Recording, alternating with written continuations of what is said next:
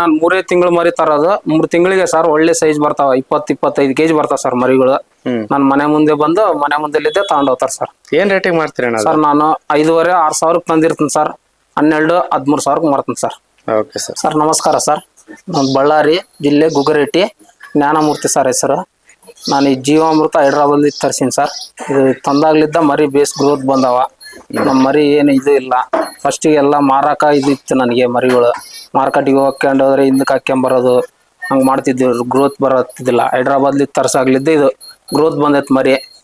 ಒಳ್ಳೆ ಇದು ಆಗ್ತೈತೆ ಸರ್ ಇವಾಗ ಮರಿಗಳು. ಓಕೆ ಸರ್, ಈಗ ಇದು ಬಳಸಕ್ಕಿಂತ ಮುಂಚೆ ಯಾವ ತರ ಏನಾದ್ರು ಪ್ರಾಬ್ಲಮ್ ಇಲ್ಲ ಇದ್ದು ಸರ್, ಪ್ರಾಬ್ಲಮ್ ಇದ್ದು ಸರ್. ನಾನು ಅವಾಗ ಅದ್ರಲ್ಲಿದ್ದೆ ಸರ್ ಎಲ್ಲ ನೋಡ್ಕೊಂಡು ಎಲ್ಲ ಬೇಡ ಅಂತ ಇಟ್ಕೊಂಡಿವಿ.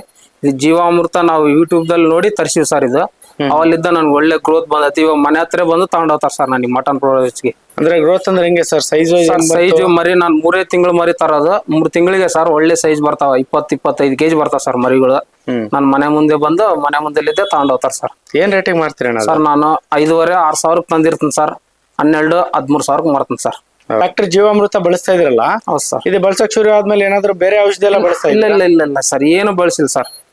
ಮೆಡಿಸಿನ್ ಅಂದ್ರೆ ನಾನು ಫಸ್ಟ್ ತೂರಿ ಅವ ಬ್ಯಾಚ್ಗಳಿಗೆ 6,000-7,000 ಇಡ್ತಿದ್ದೆ ಸರ್ ತಿಂಗಳಿಗೆ. ಇವಾಗ ಏನಿಲ್ಲ ಸರ್, ಇದೊಂದೇ.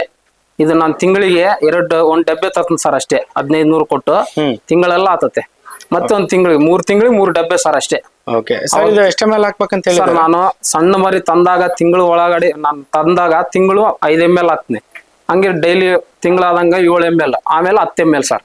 ಮಾರೋ ಟೈಮ್ಗೆ 10 ml ಕಂಟಿನ್ಯೂ ಹಾಕ್ತೀನಿ ಸರ್ ನಾನು. ಅಂದ್ರೆ ವಾರದಾಗ 3 ದಿವಸ ಇಲ್ಲ ತಪ್ಪಿದ್ರೆ 4 ದಿವಸ ಹಾಕ್ತೀನಿ ಸರ್.